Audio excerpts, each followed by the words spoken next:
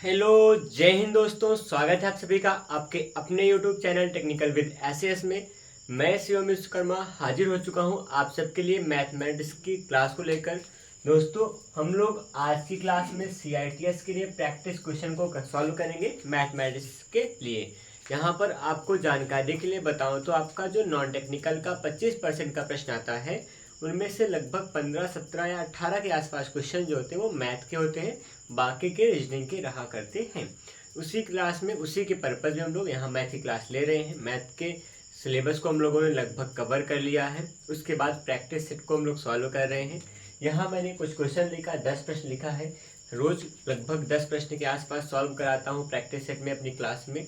और फिर उसके अलावा भी आप लोग अपने पास से भी आप सॉल्व कर सकते हो क्वेश्चन को।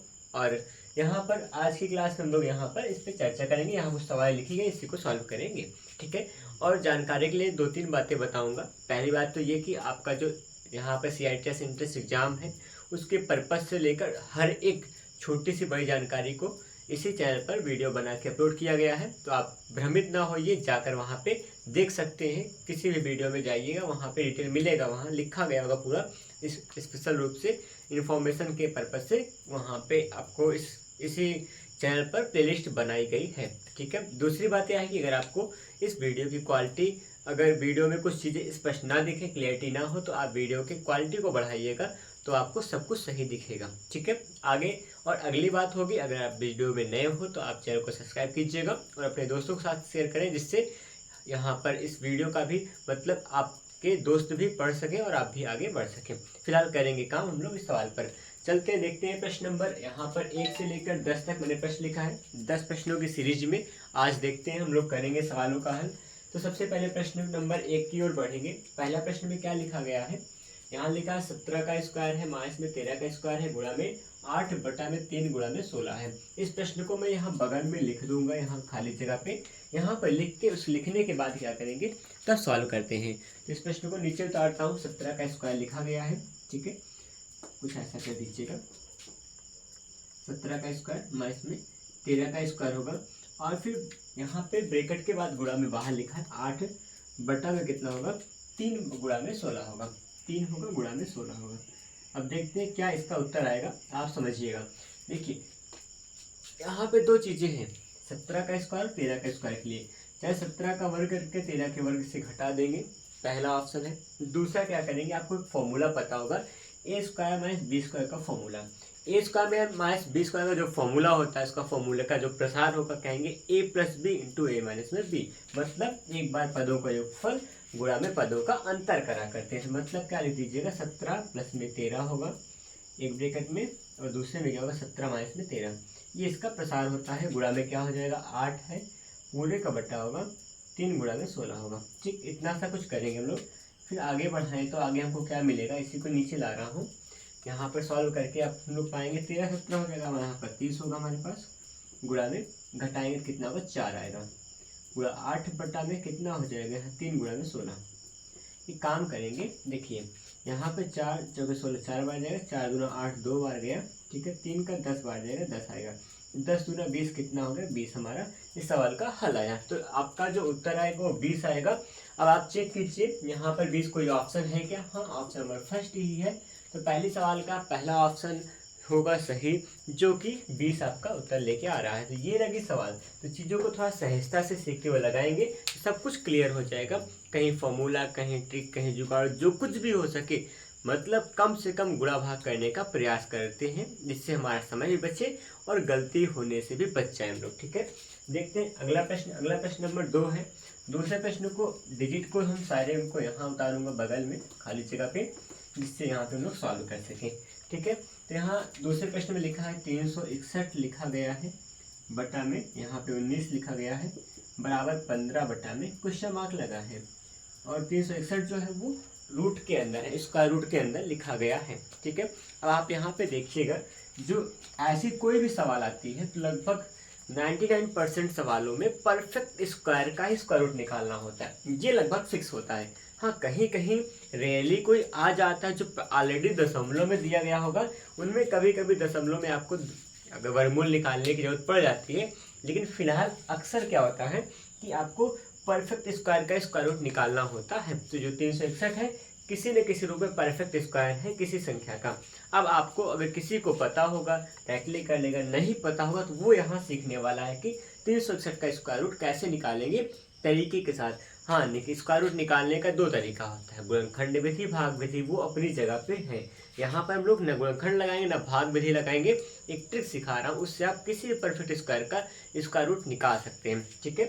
और भी अगर जरूरत पड़ेगी तो हम लोग आगे फिर से कभी और कर देंगे। यहाँ पर आपको सिखा देंगे पूरा स्क्वायर रूट का एक फिर से नया सिलेबस लेके चलेंगे, इसमें हम ब्रॉडली चलेंगे काम। फिलहाल ये यहाँ पर CITS इंट्रेंस एग्जाम के पर्पज से बनाई जा रही है, तो यहाँ का लेवल थोड़ा बहुत हाई नहीं होता, एक आसान से क्वेश्चन का सीरीज रहता है, ठीक है। चले 361 का क्या निकालेंगे हम लोग, यहाँ वर्गमूल निकालेंगे। वर्गमूल निकालने के लिए सबसे बड़ी जरूरी बात होगी यहाँ इकाई। देखिए इकाई का मान क्या है, 1 है।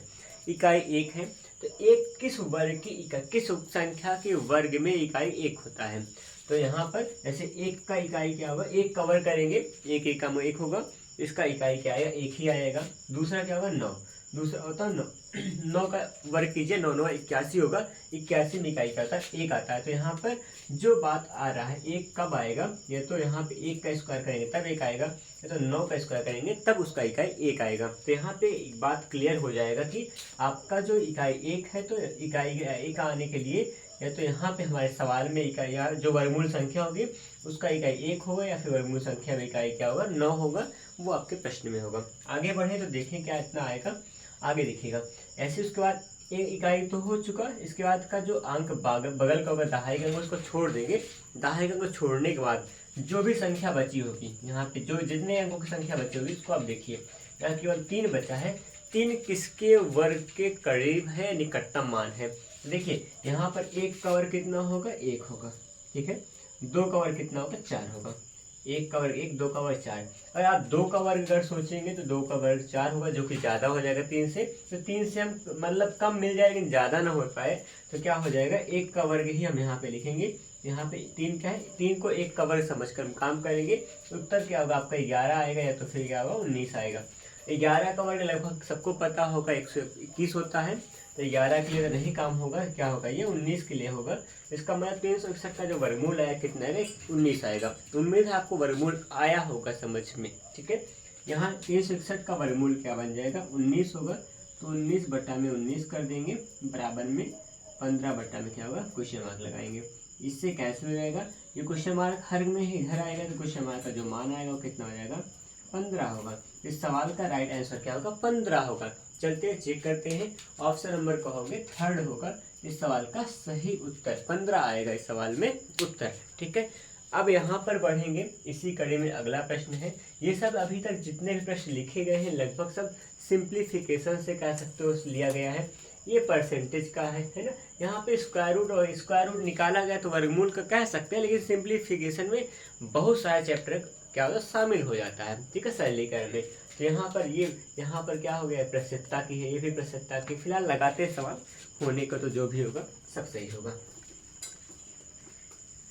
तो अगले प्रश्न पे हम लोग चलेंगे।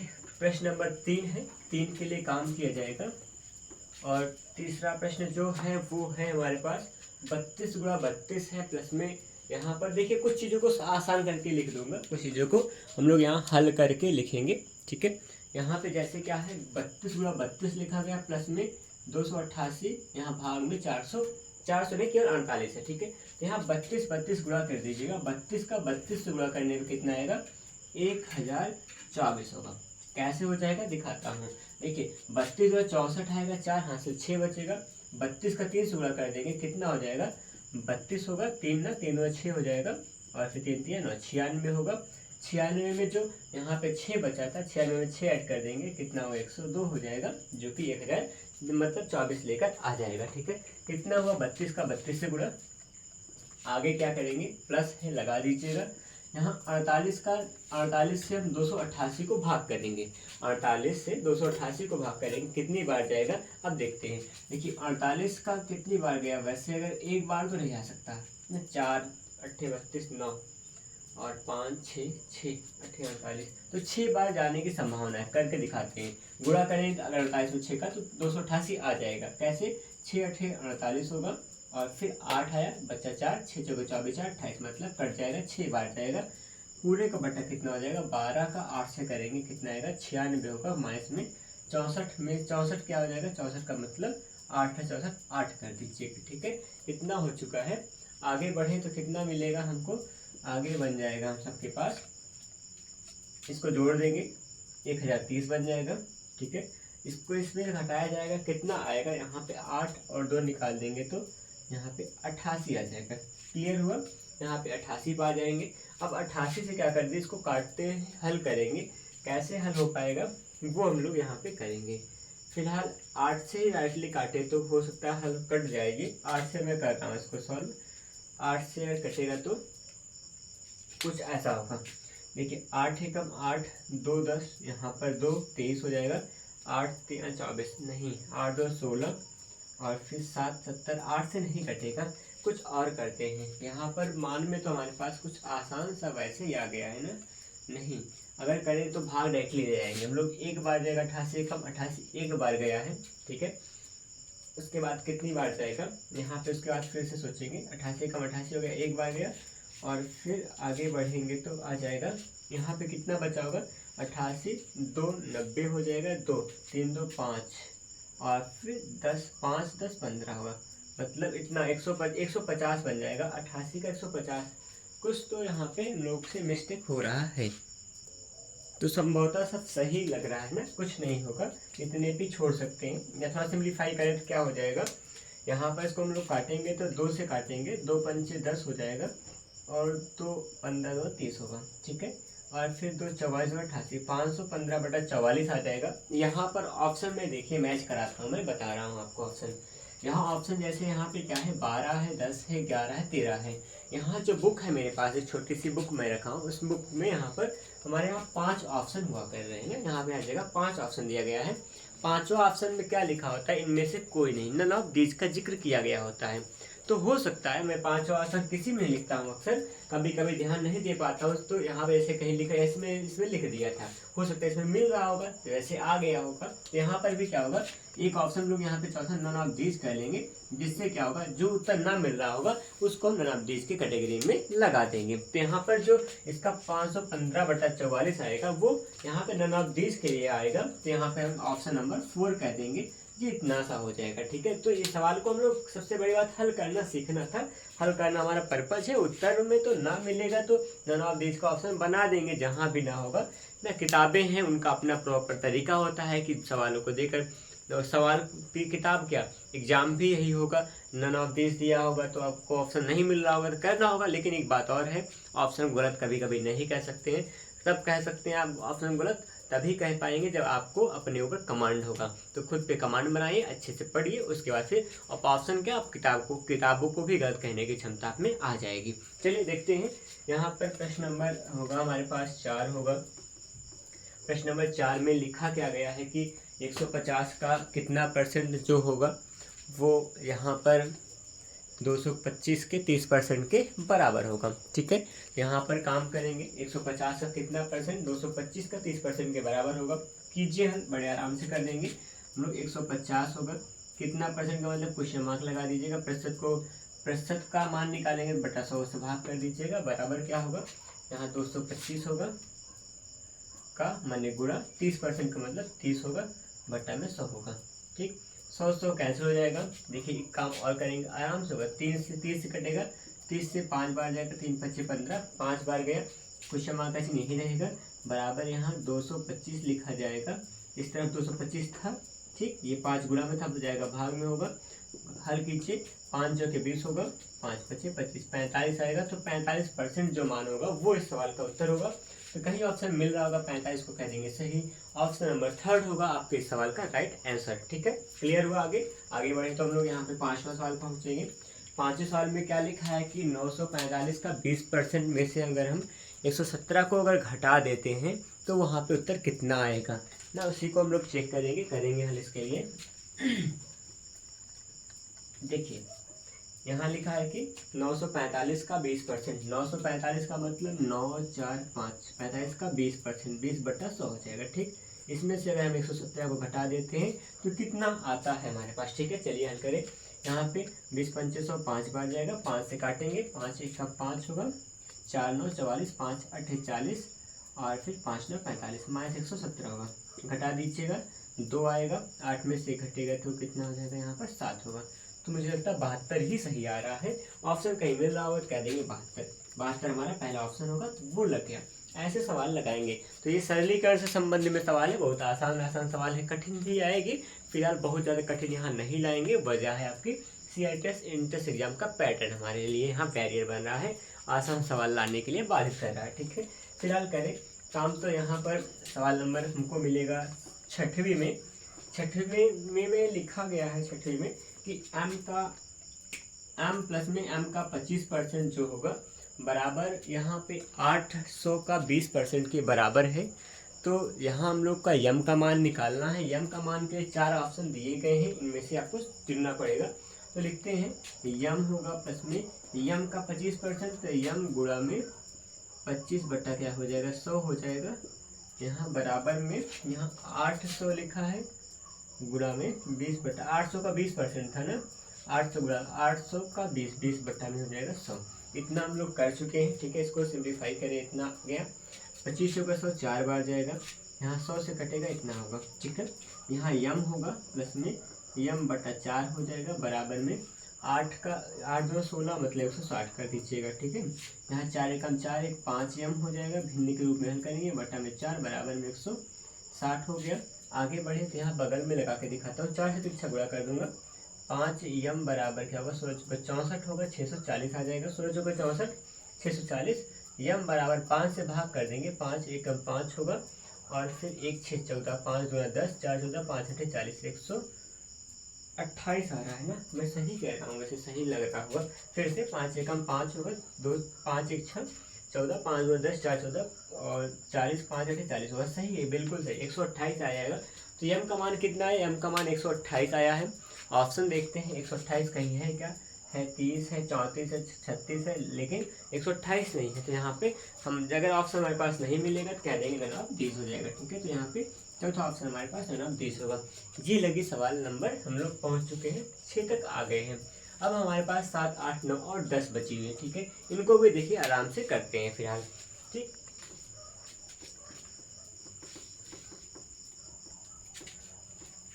और यहाँ पे हम लोग 7वें सवाल में लिखा गया है, सबके पास 7वें सवाल में है कि यहाँ पे कोई धन है और वो धन साधारण ब्याज की दर से 18 वर्षों में 3 गुना हो जाता है, तो कितने वर्षों में 7 गुना होगा। समझिएगा सवाल को। कोई धन है, साधारण ब्याज की बात हो रही है, दर का मान मतलब फिक्स है ना, कहते हैं नियत है, 18 वर्ष में 3 गुना हो रहा है, कितने वर्ष में 7 गुना होगा। तो यहाँ पे समय का गुने के साथ संबंध, समय का मतलब दर का गुने के साथ संबंध, धन का कितना गुना होगा कितना गुना नहीं होगा, इसका 2 प्रकार का फॉर्मूला होता है, एक दर के साथ होता है, एक समय के साथ होता है। तो समय और दर के लिए दोनों सेम होगा, बस हर में दर लिखते हैं, कभी हर में समय लिखते हैं, इतनी सी बात होगी। चलिए मैं आपको दिखाता हूँ। फॉर्मूला होगा n1 - 1 अपॉन में t1 = n2 - 1 होगा अपॉन में t2। ये यहाँ समय का फॉर्मूला है, समय का मान निकालना होगा तभी लगाएंगे। अगर यही दर की बात होती तो हम यहाँ r1 r2 लिखते, बस इतना सा फर्क होगा। बस ये फॉर्मूला हम लोगों ने साधारण ब्याज के चैप्टर में पढ़ा था, ट्रिक है ये, ठीक है। ये बनी हुई फॉर्मूले हैं, इसी से काम करेंगे। फिलहाल लगाएंगे तो क्या होगा, n1 का मतलब पहला गुना क्या था, 3 - 1 बटा में समय 18 वर्ष था, बराबर में दूसरा कितना गुना हो रहा है, 7 में से 1 घटाएंगे, बटा में t2 का मान निकालना है। 3 में से घटेगा 2, तो यहाँ पे लिख दीजिएगा, यहाँ पे लिख रहा हूँ बगल में, 2 बटा में 18 होगा, बराबर में 6 बटा में कितना होगा, t2 होगा। 2 9 18 9 हो जाएगा, 9 6 कितना होगा, 54, t2 बराबर कितना हो जाएगा, 54 वर्ष की बात हो रही है। तो समय कितना लग जाएगा, 54 वर्ष होगा। अगर आपको कॉन्सेप्ट और यहाँ तरीका सब कुछ पता होगा तो आसानी से सवाल आपके लिए बनी हुई है, नहीं तो फिर उसी में जूझते रह जाएंगे, कुछ होगा नहीं। इसलिए आप थोड़ा ध्यान से शिद्दत से समझते हुए चलें। यहाँ पे t2 का मान जो है 54 वर्ष आ गया, ठीक। बढ़ते हैं अगले प्रश्न के लिए। यहाँ पर किसी समय किसी संख्या में 70 जोड़ने पर जो संख्या प्राप्त होती है वह मूल संख्या का एक सही 1 बटा कितना है 2 है। तो हमको संख्या निकालना है, ठीक है। तो कीजिए काम इस सवाल के लिए, देखते हैं हम लोग सवाल। यहाँ पे क्या हो जाएगा, कह रहे हैं किसी संख्या मान लेंगे x हो जाएगा। तो संख्या अगर x है, इसमें क्या हो रहा है मान, इसमें 70 प्लस जोड़ दे रहे हैं, तो इसका मान होता है जो संख्या प्राप्त होती है वह मूल संख्या माने x की कितनी गुनी हो जाएगी, तो 1 से 1/2, तो 2 कम 2 1 3/2 कर देंगे, 3/2 गुनी होगी। तो हमको संख्या निकालना है, इसी को हल कर दिए, ये संख्या आ जाएगा। कैसे करेंगे, x होगा यहाँ पर प्लस में 70 है, बराबर में यहाँ पे 3 1 कम 3x/2 होगा। इस x को पीछे भेज देंगे, कितना आ जाएगा 70 बराबर होगा यहाँ पर 3x माइनस में x हो जाएगा, बटा में यहाँ 2 पहले से लिखा था, ठीक है। इतना कर लेंगे, बगल में हल कर रहा हूँ, कितना होगा 70 होगा बराबर 2 1 कम 2x, 2 1 कम 2x हो जाएगा, 3 में जिससे 2x घटाएंगे x बटा में कितना होगा 2 आएगा। 70 दूना कितना होगा 140, x का मान जो आएगा 140 होगा। इसका मतलब संख्या हमारी 140 होगी। कहीं ऑप्शन में मिलेगा तो लगा देंगे, ऑप्शन नंबर का हो गया 4 है। ऑप्शन नंबर 4 क्या होगा, इस सवाल का राइट आंसर होगा, ठीक है। फिलहाल यहाँ तक हम लोग आ चुके हैं। 9वीं सवाल थोड़ा देखने के लिए है, थोड़ा ध्यान से अगर देखेंगे सिद्ध से तो हम लोग जल्दी से कर पाएंगे, ठीक है। तो देखते हैं सवाल नंबर 9 के लिए। 9 वाले जो सवाल में एक मौखिक रूप की भी सवाल लिखी गई कह सकते हो, लेकिन अगर हल करना हो तो हल भी कर सकते हैं। देखिए समझना, यहाँ 37 37 37 37, यहाँ 1 2 3 4 बार 37 लिखा है, फिर डबल जीरो लगा के फिर 37 लिखा है। भाग करना है 3.7 से, भाग करते हैं इससे, उसको हम हर में रखते हैं, जिससे भाग करना है उसको हर में रखेंगे और जिसको भाग करना है उसको अंश में लिखेंगे। इतना बात समझ के हम लोग लिखने वाले हैं। 37 4 बार है, लिख दीजिए 37 1 बार, 37 2 बार, 37 3 बार, 37 4 बार, फिर डबल जीरो है, फिर 37 लिखा गया है। पूरे का बट्टा यहाँ पे 3.7 लिखेंगे। देखिए अब दशमलव को हटाने के लिए क्या करना होता है, 10 से गुणा करेंगे तो दशमलव एक अंक पे 10 से गुणा किया जाएगा, तो यहाँ 10 से गुणा करेंगे दशमलव हटेगा, ऊपर 10 से गुणा करने पर 1 जीरो यहाँ बढ़ गया है। इतना काम मैं यहाँ संक्षेप में कर दिया हूँ, बता रहा हूँ केवल बस। हर में 10 से गुणा करेंगे तो यहाँ जीरो हटेगा, दशमलव हटेगा, यहाँ जीरो बढ़ गया अंश में गुणा करने पर, ठीक है। यहाँ 37 से काटिएगा, 37 कैसे कटेगा, देखिए इसको काटने के लिए कैसे काटेंगे, यहाँ पर अगर करके दिखा रहा हूँ। देखिए 37 1 कम 37 एक बार जाएगा, यहाँ लिख रहा हूँ उसका उत्तर। 37 1 कम 37 एक बार जाएगा, फिर 2 अंक को एक साथ भाग देंगे तो यहाँ जीरो बढ़ाएंगे, फिर 37 1 कम 37 जाएगा, ठीक है, यहाँ पे 1 हो गया, फिर 2 अंक को एक साथ भाग देते हैं जीरो बढ़ाएंगे, 37 1 कम 37 हो जाएगा, फिर 2 अंक है जीरो बढ़ा के 37 1 कम 37, डबल जीरो लिए डबल जीरो उतारेंगे, फिर डबल संख्या उतारिए जीरो लगाकर 37 1 कम 37 जाएगा, फिर जीरो पीछे जीरो उतर जाएगा। ये कुछ इतना सा आया है, मतलब 10 10 10, यहाँ पे 10 10 10 3 बार है, फिर 1000 है, फिर 10 है। देखिए कहाँ मिल रहा है ऐसा, यहाँ पे तो नहीं, यहाँ पे 10 10 10 फिर 1000 है, फिर क्या है 10 है। मतलब ऑप्शन नंबर फर्स्ट क्या होगा, इस सवाल का राइट आंसर कुछ ऐसा होगा। बस ये ऑब्जर्वेशन की बात थी, अच्छे से अगर देख लोगे तो सवाल अपने आप लग जाएगी। फिलहाल आगे बढ़े तो यहाँ पे इस क्लास की यहाँ पे 10वीं और आज की आखिरी सवाल होने वाली है, यहाँ पे 10वीं जो है, ठीक है। तो हम लोग हल करेंगे। यहाँ लिखा 1675 है का 52% जो होगा 160 का 90% के बराबर, इसका जो मान होगा वो यहाँ पे 500 या 5800 का कितने परसेंट का बटा 2 के बराबर होगा ना, यहाँ पे लिखा गया इसका कुछ। तो करेंगे हम लोग हल, यहाँ पर लिखेंगे हल, प्रसार सीधा करके दिखाते हैं।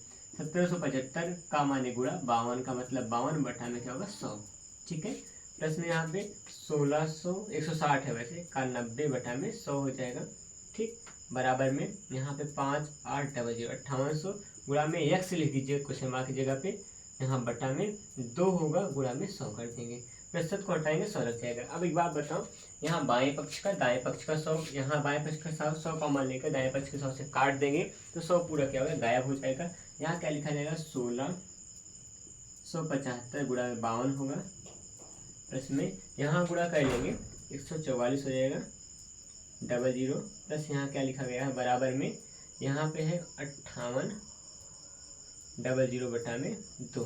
अच्छा 2 से भाग कर लेंगे क्योंकि 100 ही तो गायब होगा, 2 से भाग करेंगे क्या हो जाएगा, यहाँ पे यहाँ लिखेंगे 2 का 2 दूना 4 होगा, 1 5 होगा, 18 2 9 18, डबल जीरो इंटू में क्या होगा x साथ में रहेगा। इतना सा करना था हमको, इन दोनों को इनको हम गुणा कर लेंगे, जोड़ लेंगे, फिर 2900 से भाग करेंगे, ठीक है। करते हैं गुणा, मैं यहाँ गुणा करके यहाँ लिख रहा हूँ। देखिए गुणा तो करना पड़ेगा क्योंकि है कुछ बड़ा सा ना, तो मैं यहाँ शॉर्ट में गुणा करूँगा थोड़ा जल्दी से। 5 का 5 25 25 हो जाएगा, और फिर 5 सत्ते 35, 237 हो गया, और यहाँ पे 5 छंग 30 होगा, 30 और फिर 33 हो जाएगा, 5 6 कम 5 3 8 होगा, 0 बढ़ा देंगे, 2 से फिर से गुणा करेंगे तो 2 पंचे 10 हो जाएगा, और फिर 2 सत्ते 14 होगा, 1 15 होगा, और फिर 2 छंग 12, 2 एकम 2, 0 5 5 10 और 7 3 10 11, 3 3 6 7 होगा, 8 कितना है 87 डबल जीरो ना, 87 1 डबल जीरो, कुछ इतना सा आएगा। किसका गुणा किया गया था?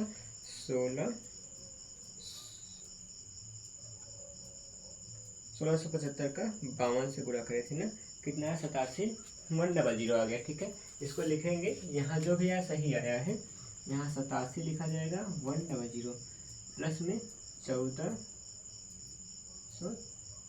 मतलब 14,400 लिखेंगे, बराबर में कितना है 2900 एक्स लिखा है ना। ठीक है, इतना सा करेंगे, जोड़ लीजिएगा, जोड़ने पर डबल जीरो आ जाएगा, 4 1 5 होगा, 7 4 11 हो जाएगा, और फिर 8 1 9 10 होगा, इतना होगा। पूरे का बटा कितना लगाएंगे 2900 कर दीजिएगा, बराबर में क्या होगा एक्स हो जाएगा, डबल जीरो कैंसिल हो जाएगा। अब यहाँ 29 से भाग करेंगे किसका 10, और यहाँ पे मतलब 10 15 का 1015 का करेंगे भाग, यहाँ पे जो आएगा एक्स लिखेंगे, एक्स का जो मान आएगा वो कितना आएगा मैं चेक कर रहा हूँ। यहाँ 30 3 90 मतलब 3 बार जाएगा है ना, तो 29 30 3 90 मतलब कितना आएगा 29 3 87 हो जाएगा। 101 में अगर 87 घटाइएगा तो कितना बन के आएगा, एक वो और 3 1 4 मतलब 14 बन जाएगा, और यहाँ 14 बनेगा 145 आ जाएगा। ठीक है, और फिर 145 जो कितनी बार लेके जाएगा, मैं 3 बार लेगा था, 3 लिख देंगे इकाई का मान, यहाँ दहाई का मान, और फिर इसके बाद यहाँ पे 145 बन रहा है, और 5 बार जाएगा, 5 9 45, 5 2 10, और 10 4 14, 5 बार जाएगा 35 आएगा। इसका मतलब एक्स का जो मान आएगा वो आएगा 35। तो एक्स का इसको पूरा हल करने भाग देने पे एक्स का मान 35 आया, तो क्वेश्चन मार्क की जगह पे कितना होगा वो 35 होगा, 35 बटा 2 रहा होगा। ठीक है, तो यहाँ पे आपका जो राइट आंसर होगा वो 35 होगा, जो कि पहला ऑप्शन दे रहा है। दोस्तों कुछ ऐसे लगी आज की सवाल, कैसी है क्लास आज की, आपको कितना समझ में आया, आप कमेंट में जाके जरूर बताइएगा। आपका जो मतलब वो आप जो भी रिव्यू देते हो, आप जो भी आप कमेंट में करते हो, उसको देखकर काफ़ी अच्छा लगता है कि हाँ कितना आप समझ रहे हो, कितना आप पढ़ रहे हो। फिलहाल वीडियो में बने रहने के लिए धन्यवाद। जय हिंद।